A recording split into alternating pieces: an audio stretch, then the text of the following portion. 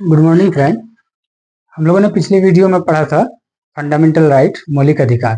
उसके कुछ पॉइंट जो रह गए थे उसको यहाँ पे कंप्लीट करेंगे। जिसमें हम लोगों ने पढ़ा था कि मूल अधिकार जो 6 तरह के मूल अधिकार हैं, जिसमें छठा था संवैधानिक उपचार का अधिकार, जो कि अनुच्छेद 32 में था। और इसके थ्रू जो है कि सुप्रीम कोर्ट, हाई कोर्ट को रिट जारी करने का जो अधिकार है, उसको हम लोग देखे थे कि सुप्रीम कोर्ट 5 तरह के रिट जारी कर सकते हैं। पहला था बंदी प्रत्यक्षीकरण, परमादेश, प्रतिषेध, उत्प्रेषण और अधिकार परीक्षा लेख। तो बीपीएससी में ये पूछा गया है कि अधिकार परीक्षा लेख जो रिट है ये कब जारी किया जाता है, इसलिए ये सभी पांचों पॉइंट को एक्सप्लेन करना जरूरी है, जो हम लोग यहाँ पे अभी देखेंगे। उसके अलावा कुछ आर्टिकल थे जैसे कि 33, 34 और 35, इसकी बात नहीं हुई थी, इस पे बात करेंगे। और फिर मूल अधिकार और फिर आर्टिकल 30 को या 32 को किसने क्या कहा है उसको भी देखेंगे। तो स्टार्ट करते हैं हम लोग। पहला था बंदी प्रत्यक्षीकरण। तो ये जो रिट है ये सुप्रीम कोर्ट या फिर हाई कोर्ट जो जारी करता है, ये कब और किस स्थिति में जारी करता है। नाम से पता चल रहा है बंदी प्रत्यक्षीकरण। हम लोगों ने पढ़ा था कि अगर आपको गिरफ्तारी करने के लिए कोई आती है पुलिस वगैरह, तो आपके पास 3 अधिकार होता है। आपको कारण जानने का अधिकार होता है ना। उसके अलावा अपने मनपसंद का वकील करने का अधिकार होता है, और उसके अलावा 24 घंटे के अंदर न्यायालय में पेश होने का अधिकार होता है। तो ये जो 3 अधिकार थे जो हम लोगों ने देखा था जो है कि आर्टिकल 22 में, अनुच्छेद 22 में। तो अगर बंदी प्रत्यक्षीकरण तब जारी किया जाता है कि अगर आपको गिरफ्तार करके कई दिनों से रखे हुआ, 24 घंटे के अंदर प्रस्तुत नहीं किया गया न्यायालय में, तो आपके तरफ से कोई भी सुप्रीम कोर्ट में आवेदन दे सकता है, और तब सुप्रीम कोर्ट उस व्यक्ति या फिर उस अधिकारी के खिलाफ रिट जारी करेगी, और उसमें कहा जाएगा कि इसको जल्द से जल्द न्यायालय में हाजिर किया जाए। तो ये था बंदी प्रत्यक्षीकरण। उसके बाद देखेंगे हम लोग बंदी प्रत्यक्षीकरण और परमादेश। तो परमादेश नाम से पता चल रहा है, यानी कोई भी अधिकारी या फिर कोई भी संस्था अगर अपने कर्तव्यों का पालन नहीं करता है, तब सुप्रीम कोर्ट जो है कि इस रिट को जारी करता है, जिसका नाम है परमादेश, यानी कि आदेश देता है कि आप अपने कर्तव्यों का पालन करें। और इसके लिए जो सुप्रीम कोर्ट में आवेदन करता है, वो जो प्रभावित व्यक्ति होता है उसके द्वारा इसका आवेदन किया जाता है। और तीसरा है जो है कि देखिए परमादेश, देखिए हम लोग, तीसरा है प्रतिषेध। प्रतिषेध यानी कि जो निम्न न्यायालय होते हैं जैसे डिस्ट्रिक्ट कोर्ट वगैरह, तो उसको न्यायालय अपने न्याय क्षेत्र में काम करने के लिए कहा जाता है। अगर वो अपने न्याय क्षेत्र से बाहर के कार्य को करता है तो उसको रोका जाता है, और ये रोकना इस वर्ड से पता चल रहा है, प्रतिषेध। उसके बाद फिर अगला रिट था हम लोगों का उत्प्रेषण।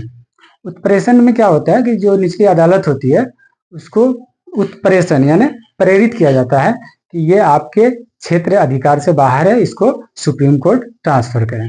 और जो अगला था अधिकार परीक्षा, ये जो 5वां रिट है अधिकार परीक्षा लेख, ये तब जारी किया जाता है जैसे अभी आप लोगों ने एक वीडियो वायरल हुआ था जिसमें देख रहे थे कि मिथिलेश, जमुई का मिथिलेश नाम का कोई लड़का था जो कि आईपीएस का वर्दी पहनकर जो है थाना में गया था और वायरल हुआ था। तो इस स्थिति में ये जो 5वां रिट है अधिकार परीक्षा लेख, वो उस स्थिति में जारी किया जाता है और उससे पूछा जाता है कि भाई आपने ये जो काम किया है किस अधिकार से किया है ना। उस स्थिति में ये अधिकार परीक्षा लेख जारी किया जाता है। तो ये 5 तरह का रिट था जिसके बारे में जानना जरूरी था, क्योंकि ये क्वेश्चन पूछा जाता है। उसके अलावा हम देखेंगे अनुच्छेद 33, 34 और 35। तो ये अनुच्छेद 33, 34 और जो 35 है, ये सेना से संबंधित, पुलिस से संबंधित है, उस विभाग से संबंधित लोगों के लिए है। जैसे हम लोग देखें कि मौलिक अधिकार, तो सारे मौलिक अधिकार सभी नागरिकों को प्राप्त है, लेकिन जो सेना में है या पुलिस विभाग में है तो उसके मूल अधिकार को संसद कम कर सकती है, सीमित कर सकती है। ये बात आपको अनुच्छेद 33 में कहा गया है। उसके अलावा देखेंगे हम लोग अनुच्छेद 34, इसमें कहा गया है कि अगर किसी जगह पे, किसी शहर में या किसी राज्य में मार्शल लॉ लगा हुआ है तो संसद को यह अधिकार है कि मूल अधिकार को सीमित कर सकता है। ये था आपका अनुच्छेद 34। और फिर आता है लास्ट अनुच्छेद 35। इसमें संसद को कुछ अनुच्छेद हैं जैसे कि 16, 32 और 33 और 34, ये कुछ अनुच्छेद हैं जिसको लागू कराने का संसद को शक्ति प्राप्त है। ये था हमारा अनुच्छेद 33, 34 और 35। और हम लोगों ने 5 रिट और किस स्थिति में जारी किया जाता है इसको भी देखें। अब इसके बाद देखेंगे हम लोग कि कुछ मौलिक अधिकार है जो कि केवल भारतीयों को ही प्राप्त है, विदेशियों को ये प्राप्त नहीं हो सकता है। वो कुछ जो फंडामेंटल राइट्स है उसको देखेंगे। वह जो अनुच्छेद है आपका 15, 16, 19, 29 और 30, ये जो अनुच्छेद है जो हम लोग पिछले क्लास में पढ़ चुके हैं। तो 15, 16, 19, 29, 30 इसको याद रखेंगे। ये जो मूल अधिकार है ये केवल भारतीयों को प्राप्त है, भारत से बाहर के लोगों को ये मूल अधिकार प्राप्त नहीं है। इसके अलावा जितने मौलिक अधिकार हैं ये सभी को प्राप्त हैं। तो इस पॉइंट को याद रखेंगे। बीपीएससी और बिहार दरोगा कई बार ये क्वेश्चन पूछ चुका है। उसके बाद हम लोग देखेंगे एक केस आता है, केशवानंद भारती केस 1973। ये पिछले बीपीएससी में भी पूछा गया था ये, और बिहार दरोगा में भी पूछा गया था। बहुत फेवरेट क्वेश्चन है ये, इसलिए इसको ध्यान रखेंगे कि केशवानंद जो केस हुआ था 1973 में हुआ था, उसमें जो है कि मूल ढांचे का सिद्धांत दिया गया था। और उसमें सुप्रीम कोर्ट ने कहा था कि आप मूल संविधान से छेड़खानी नहीं कर सकते हैं। संसद को कहा गया था आप इसमें एड ऑन कर सकते हैं लेकिन इसको कम नहीं कर सकते हैं। ये इंपॉर्टेंट है। केशवानंद भारती केस किससे संबंधित है इसको देखें हम लोग, इसको ध्यान रखेंगे।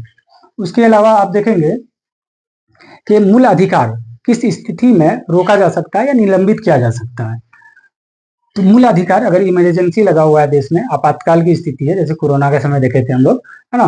तो आपातकाल की स्थिति में क्या होता है कि अनुच्छेद 358 के तहत जो हमारा मौलिक अधिकार है अनुच्छेद 19, उसको रोक दिया जाता है, उसको निलंबित कर दिया जाता है। अनुच्छेद 19 से संबंधित जितने भी हमारे मौलिक अधिकार है, इसमें 6 मौलिक अधिकार है जिसकी चर्चा हम लोगों ने पिछले क्लास में की थी। और दूसरा है अनुच्छेद 359 के तहत अन्य जो फंडामेंटल राइट्स है उसको निलंबित किया जाता है। और इसी में एक बात और है कि आपका अनुच्छेद 20 और 21 को किसी स्थिति में भी निलंबित नहीं किया जा सकता है। ये क्वेश्चन भी पूछा गया है कि वो कौन से मौलिक अधिकार हैं जिसको किसी स्थिति में भी निलंबित नहीं किया जा सकता है। तो वो अनुच्छेद 20 और 21 है जो हम लोगों ने पढ़ा था। तो यहाँ पे देखेंगे कि अगर इमरजेंसी लगा हुआ है तो हमारे मूल अधिकार यानी अनुच्छेद 19 को निलंबित किया जाएगा। कौन से अनुच्छेद के तहत? तो अनुच्छेद 358 के तहत। और अन्य जो मौलिक अधिकार है उसको निलंबित किया जाएगा तो किस अनुच्छेद के तहत? तो 359 के तहत। इसको भी याद रखेंगे। उसके अलावा हम लोग देखेंगे कि जो फंडामेंटल राइट्स है उसमें जो हम लोग पढ़े थे संवैधानिक उपचार का अधिकार, जो अनुच्छेद 32 में था, जिसमें रीट भी पढ़े हम लोग। तो इसको अनुच्छेद 32 को संविधान की आत्मा कहा है। और किसने कहा है ये क्वेश्चन कई बार पूछा जा चुका है, इसलिए इसको याद रखेंगे कि संविधान का आत्मा अनुच्छेद 32 को किसने कहा है। तो ये बी आर अम्बेडकर साहब ने कहा है, भीमराव अम्बेडकर साहब ने कहा है। वो इसीलिए कहा गया है क्योंकि इसको सुप्रीम कोर्ट लागू कराता है। इसमें राज्य या फिर किसी व्यक्ति का मनमानी नहीं चल सकता है। इसके अलावा जो है कि फंडामेंटल राइट्स है ना, मूल अधिकार, इसका जनक किसे कहा जाता है? तो सरदार वल्लभ भाई पटेल को इसका जनक कहा जाता है। इसको भी याद रखेंगे, एग्जाम व्यू से इंपॉर्टेंट है। उसके अलावा हम लोग देखेंगे कि फंडामेंटल राइट्स को नेहरू जी ने क्या कहा। तो नेहरू जी ने कहा यह इस समय की किसी विशेष कठिनाई के दृष्टिकोण से इसको नहीं देखना चाहिए, बल्कि एक ऐसी चीज के रूप में देखा जाना चाहिए जिसे आप संविधान में अस्थायी बनाना चाहते हैं। तो ये यूपीएससी का क्वेश्चन है, इसको भी ध्यान रख सकते हैं। उसके अलावा एक केस हुआ था टीएमए फाउंडेशन वर्सेस कर्नाटक वाद 2003। तो जैसे हम लोगों ने पढ़ा था कि जो अल्पसंख्यक का शिक्षा संबंधी अधिकार है ना, वो संस्था, शिक्षा संस्था वगैरह खोल सकती है, सरकार उसमें मदद करेगी। तो उसके लिए ये वाद हुआ था टीएमए फाउंडेशन वर्सेस कर्नाटक वाद 2003। तो उसमें क्या कहा गया है कि जो भी शिक्षण संस्था है जो कि अल्पसंख्यक वगैरह खोलते हैं, जैसे कि मदरसा वगैरह देख सकते हैं, है ना, तो उसमें शैक्षणिक स्तर को बनाए रखने के लिए संसद कानून बना सकती है। इस बात की चर्चा है। अभी जो यूपी में आप लोग देख रहे थे मदरसा वाला केस, वो यहीं से रिलेटेड है ना। उसके अलावा जैसे हम लोग देखें कि रिट जारी करने का अधिकार जो सुप्रीम कोर्ट को है अनुच्छेद 32 के तहत, तो हाई कोर्ट को किस अनुच्छेद के तहत मूल अधिकार का संरक्षण करने का अधिकार है, तो अनुच्छेद 226 है, इसको भी याद रखेंगे। हाई कोर्ट को अनुच्छेद 32, सॉरी सुप्रीम कोर्ट को अनुच्छेद 32 और हाई कोर्ट को अनुच्छेद 226। और एक चीज और है यहाँ पे कि हाई कोर्ट के ऊपर डिपेंड करता है, वो इसमें एक्शन ले भी सकता है, नहीं भी ले सकता है, लेकिन सुप्रीम कोर्ट जो है ये डेफिनेटली एक्शन लेती है, क्योंकि मूल अधिकार का संरक्षण सुप्रीम कोर्ट को ही बनाया गया है। तो ये कुछ पॉइंट थे। इसके अलावा एक पॉइंट और है जो कि जानना चाहिए, ये पूछा गया क्वेश्चन है कि मूल अधिकार में कौन कौन से आर्टिकल हैं जो सकारात्मक है। तो इसको याद रखेंगे, 19 का 1, 21 का ए, 29, 30 और 32 जो अनुच्छेद है ये जो है कि इसकी भाषा सकारात्मक है। तो एक को याद रखेंगे कि इसकी भाषा सकारात्मक है, ये क्वेश्चन भी किसी पूछा है। तो 19, 1, 21 ए, 29, 30 और 32 की जो भाषा है ये सकारात्मक है, इसको याद रखेंगे। इसके अलावा जितने भी हैं उसकी भाषा नकारात्मक होगी। तो ये कुछ इंपॉर्टेंट पॉइंट थे मूल अधिकार से संबंधित, जिसको हम लोगों ने देखा। उसके अलावा संविधान संशोधन हम लोगों ने देखा था कि 44वां संविधान संशोधन 1978 के तहत संपत्ति का अधिकार जो मौलिक अधिकार था उसको हटा के अनुच्छेद 300A में डाला गया था। और 86वां संविधान संशोधन जिसमें हम लोगों ने पढ़ा था कि अनुच्छेद 21A में जो 6 से 14 वर्ष के बच्चों का जो अधिकार था शिक्षा प्राप्त करने का, उसको 86वां संविधान संशोधन 2002 के तहत इसमें शामिल किया गया था। और ये था हमारा इम्पोर्टेंट पॉइंट, इसमें याद रखेंगे अनुच्छेद 32 से रिलेटेड चीज और अनुच्छेद 226 से। तो ये कुछ इंपॉर्टेंट पॉइंट था मौलिक अधिकार से संबंधित। यहाँ पर हमारा मौलिक अधिकार समाप्त होता है। फिर हम लोग मिलेंगे नेक्स्ट वीडियो में। Thank you.